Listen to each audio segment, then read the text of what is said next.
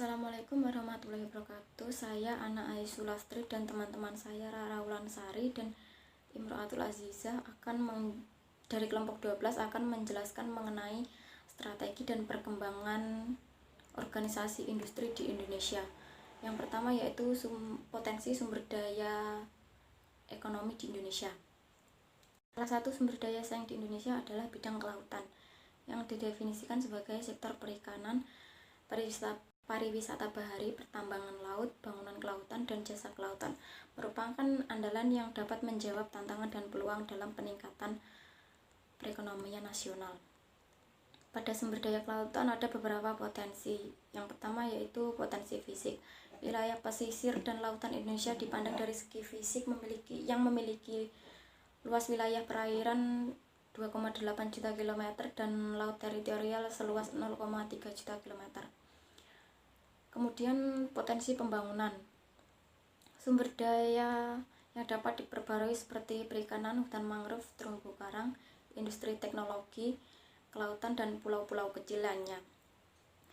Sumber daya yang tidak dapat diperbarui seperti minyak bumi dan gas, bahan tambang dan mineral lainnya, serta harta karun.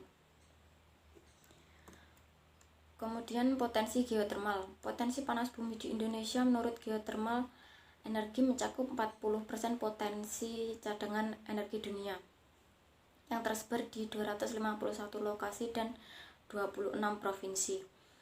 Kemudian potensi sumber daya tidak pulih. Pesisir laut Indonesia tidak memiliki cadangan minyak dan gas, mineral, dan bahan tambang besar lainnya. Dan 70% atau 40 cekungan tersebut berada di lautan. Kemudian potensi sumber daya pulih. Potensi ini terdapat di pesisir dan kelautan Indonesia dipandang dari segi perikanan meliputi perikanan laut, rumput laut, dan mutiara. Kemudian sumber daya alam. Terbatasnya ketersediaan sumber daya alam dan keterbatasan daya dukung lingkungan dalam menerima limbah dan emisi menjadikan perlunya dikembangkan industri ramah lingkungan sebagaimana telah ditetapkan dalam Perpres nomor 28 tahun 2008 tentang kebijakan industri nasional. Dalam perkembangan sektor industri banyak yang menghadapi kendala, diantaranya adalah pada bidang infrastruktur, sumber daya alam maupun ilmu pengetahuan dan teknologi. Sementara itu sektor industri sendiri juga memiliki permasalahan seperti produktivitas dan efisiensi, terutama akibat dari kuatnya struktur industri maupun lemahnya keterkaitan sektor industri dan sektor perekonomian. Pemerintah telah mencanangkan master plan percepatan dan perluasan pembangunan ekonomi di Indonesia yang pada dasarnya adalah peningkatan nilai tambah, konektivitas, dan peningkatan SDM dan iptek. Kemudian pada faktor geografis. Menurut letak geografisnya, Indonesia terletak di antara dua benua, yakni benua Asia dan benua Australia, dan terletak di antara dua samudra, yaitu Samudra Hindia dan Samudra Pasifik. Dengan demikian, maka Indonesia memiliki potensi yang besar terhadap sumber daya. Maka Indonesia memiliki potensi dengan negara tingkat perekonomian yang besar karena pada umumnya Indonesia merupakan negara berkembang dan negara industri yang kemudian negara lain menjadikan Indonesia sebagai titik industrinya. Perekonomian tersebut diantaranya dalam bidang perikanan, di mana Indonesia sendiri memiliki penghasilan ikan yang baik, di mana nantinya akan diekspor ke luar negeri. Kemudian kekurangan dari letak geografi Indonesia dalam bidang ekonomi antara lain terjadinya pasar gelap yang terjadi di berbagai wilayah, adanya eksplorasi secara besar-besaran, dan terjadinya persaingan global yang tidak sehat. Kemudian kelebihan letak geografis di Indonesia di bidang ekonomi antara lain dapat menambah devisa negara, dapat menjadikan pusat perekonomian di antara dua benua dan dua samudra, dapat dijadikan sebagai jalur perdagangan dunia yang dapat mengembangkan pariwisata lebih lanjut dalam kancah dunia, dan menjadikan beberapa tempat wisata Indonesia sebagai destinasi pariwisata utama.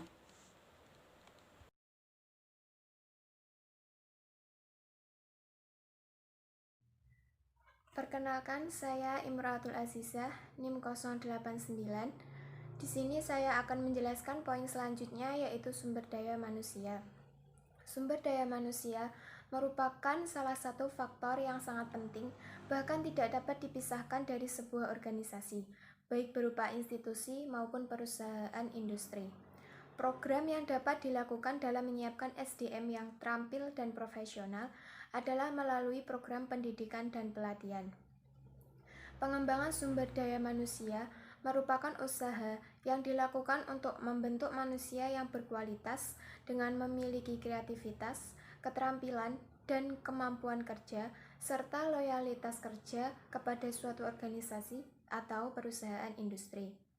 Strategi pengembangan SDM yang baik akan memberikan dampak yang positif bagi suatu industri.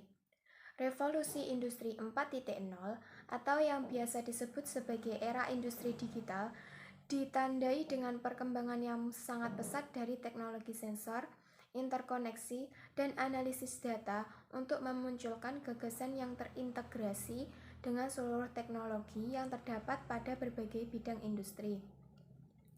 Era industri digital telah memberikan arus teknologi dan informasi serta mobilitas SDM dari satu tempat ke tempat lain. Strategi pengembangan SDM industri kreatif di Indonesia dapat dilaksanakan dengan cara peningkatan kualitas dan kuantitas lembaga pendidikan kreatif serta peningkatan kapasitas tenaga kerja kreatif. Peningkatan kualitas dan kuantitas lembaga pendidikan kreatif ditandai dengan bertambahnya jumlah lembaga pendidikan kreatif, meningkatnya mutu lembaga pendidikan kreatif, serta meningkatnya lulusan dari lembaga pendidikan kreatif yang terserap di dunia kerja. Sedangkan peningkatan kapasitas tenaga kerja kreatif ditandai dengan meningkatnya tenaga kerja kreatif yang memiliki sertifikasi yang diakui secara global serta adanya sistem perlindungan tenaga kerja bagi tenaga kerja di sektor industri kreatif. Untuk poin selanjutnya yaitu sarana, prasarana, dan jasa pendukung. Dalam rangka mewujudkan pembangunan industri nasional yang berdaya saing, perlu didukung melalui penyediaan sarana dan prasarana industri yang memadai, baik yang bersifat fisik, seperti kawasan industri, maupun yang bersifat non-fisik, seperti standarisasi dan sistem informasi industri nasional. Upaya untuk menyelenggarakan standarisasi industri melalui perencanaan, penerapan, pemberlakuan, pembinaan, dan pengawasan standar nasional Indonesia. Optimalisasi pemanfaatan teknologi informasi merupakan kunci penting untuk menghadapi persaingan industri internasional. Perubahan proses bisnis dan pola perdagangan juga dibarengi dengan pentingnya pengelolaan dan penguasaan yang mendalam terhadap data dan informasi, pembenahan ulang sarana dan prasarana, serta sumber daya manusia pelaksana proses, serta tatanan regulasi yang memperjuangkan kepentingan nasional dalam perdagangan. Data dan informasi perlu dilihat sebagai aset penting yang bersifat strategis sebagai dasar penentuan kebijakan dan perencanaan. Oleh karena itu, penyampaian data bukan lagi hanya sekedar kewajiban, tetapi sebagai salah satu metode vital untuk perkembangan organisasi maupun perkembangan industri nasional. Sistem informasi industri nasional dibangun untuk memenuhi berbagai kebutuhan data dan informasi pada industri nasional. Dengan adanya sistem informasi industri nasional, diharapkan penyampaian, pengelolaan penyajian pelayanan, serta penyebarluasan data dan informasi industri dapat terfasilitasi dengan baik, sehingga mampu mendukung pembangunan industri nasional. Poin selanjutnya adalah kinerja industri di Indonesia. Indonesia dalam proporsi ekonominya dapat dikategorikan sebagai sebuah negara industri. Pasalnya, sektor industri merupakan kontributor terbesar bagi perekonomian nasional dengan sumbangannya mencapai lebih dari 20%. Indonesia masuk dalam jajaran 5 besar negara-negara dunia yang kontribusi industrinya cukup tinggi. Merujuk pada Badan Pusat Statistik, pertumbuhan industri non-migas tumbuh sebesar 5,49% atau lebih tinggi dari pertumbuhan ekonomi yang mencapai 5,06% pada tahun 2017.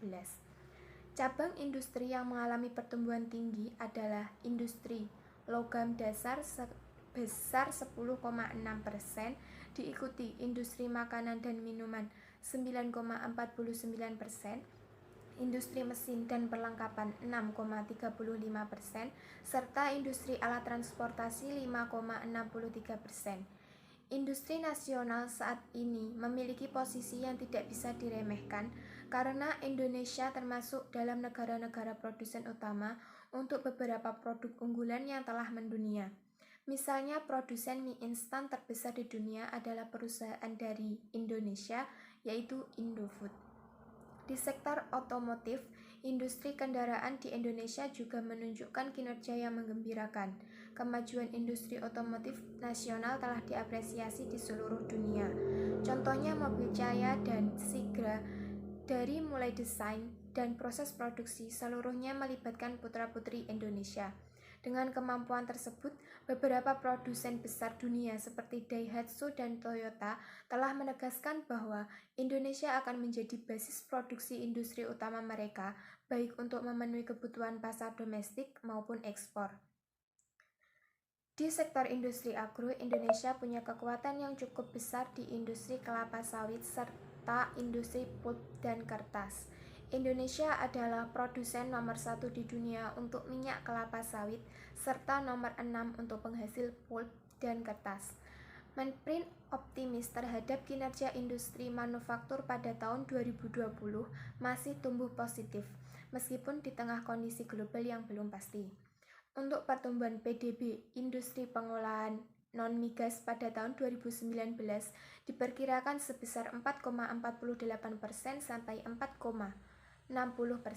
Sedangkan pada tahun 2020 diproyeksi bisa menyentuh di angka 4,80% sampai 5,30%. Target peningkatan tersebut seiring dengan melonjaknya produktivitas sejumlah sektoral melalui penambahan investasi. Selama ini sektor industri memiliki peranan yang sangat strategis karena konsisten memberikan kontribusi terbesar pada perekonomian nasional. Apalagi, aktivitas industri membawa efek yang luas bagi peningkatan nilai tambah bahan baku dalam negeri, penyerapan tenaga kerja lokal, dan penerimaan devisa dari ekspor.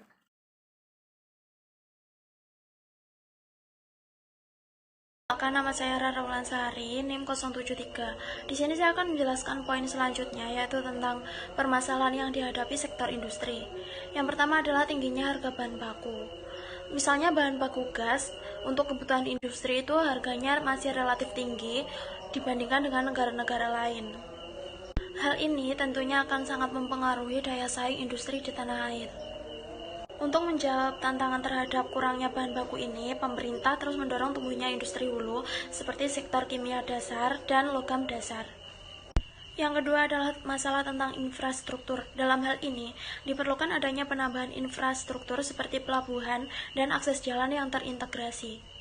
Untuk itu, pemerintah akan terus mendorong kawasan-kawasan industri di luar Pulau Jawa, khususnya kawasan-kawasan industri yang terzonasi dan spesialisasi, utamanya di daerah yang dekat dengan ketersediaan bahan baku agar industri berjalan lebih efisien dan terlaksananya hilirisasi. Yang ketiga adalah masalah utility, berkaitan dengan kurangnya prasarana seperti listrik, air, gas, dan pengolahan limbah di kawasan-kawasan yang diproyeksikan menjadi kawasan industri baru. Khusus untuk pengolahan limbah, pengembangan kawasan industri terintegrasi yang dilengkapi dengan instalasi pengolahan limbah menjadi fokus pemerintah saat ini. Masalah yang keempat adalah tentang sumber daya manusia industri yang kompeten.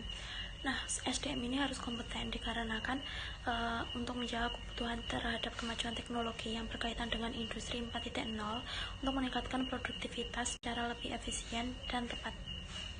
Masalah yang kelima yaitu tantangan di industri kecil dan menengah atau yang biasa disebut dengan IKM. IKM di Indonesia itu masih membutuhkan revitalisasi teknologi agar produktivitasnya itu lebih meningkat dan efisien. Untuk menjembatani masalah ini, pemerintah melalui Kemenprin telah menyiapkan dana alokasi khusus pengembangan industri kecil dan menengah. Anggaran ini dalam upaya penumbuhan wirausaha industri baru, merevitalisasi sentra IKM, serta pembangunan infrastruktur penunjang IKM seiring dengan implementasi Industri 4.0. Yang keenam adalah masalah tentang akses pasar dan tekanan impor. Untuk menghadapi kendala ini, Kemenprin terus mendorong perluasan pasar ekspor yang diimbangi dengan kebijakan terhadap barang-barang dari luar negeri yang bisa mengganggu industri dalam negeri. Yang ketujuh adalah masalah tentang mindset atau paradigma tentang limbah.